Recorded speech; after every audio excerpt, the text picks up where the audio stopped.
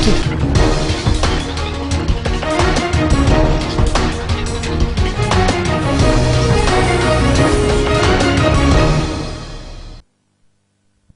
Tompoko lasy tompoko vavy sorana trany ianao tsy misaraka amin'ny fahita lavitra matevy eto anatin'ity fotoana ny fampahalalambo avao faharoa amin'ny teny malagasy ity anasananao ihany koa ny anaraka izany hatramin'ny faran'ny fanendrenan'ny prime ministre izay mbola mahabe resaka ny mpanao politika mahabe resaka ny olom-pirenena ihany koa eo ihany koa ny fifandraisana Madagasikara amin'ireo firenena any ivelany ny sehatra ny sosialy ary ihany koa ny tontolo iainana no isan'ny entina amintsika amin'ny takariva ity manasanao araka ny fanambara teo anaraka ny fampahalalambo avao hatramin'ny farany samy nanatanteraka fivoriana androany ireo vondro politika ao amin'ny anteny mera-pirenena ora sisa no isaina dia afantatra ny anaran'izay prime ministre ny vaovao ny mponina eto Madagasikara nisy moa ny fiaraha-midinika ny filoham-pirenena tamin'ireo mpanolosaina manokana izay nitanterahana androany atoandro.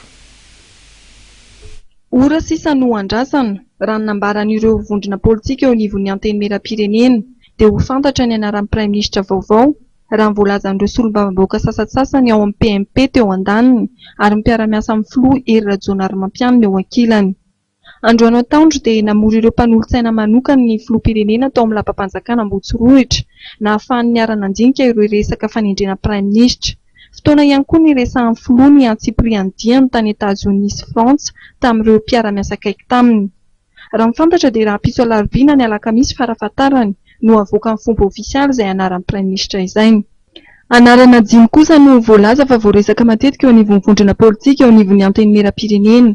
Andriamatoa Isany, Jules Etienne, José Vianney, Jean-Maire Persique, Horace Gatien ary ny général Herlanto no voalaza fa ao anatin'ny fifandraisan-dahatra. Ny iray amin'ireo no voalaza fa mety ho tendren'ny filoham-pirenena raha voalazan'ireo solombavambahoaka sasatsasany eo anivon'ny PMP.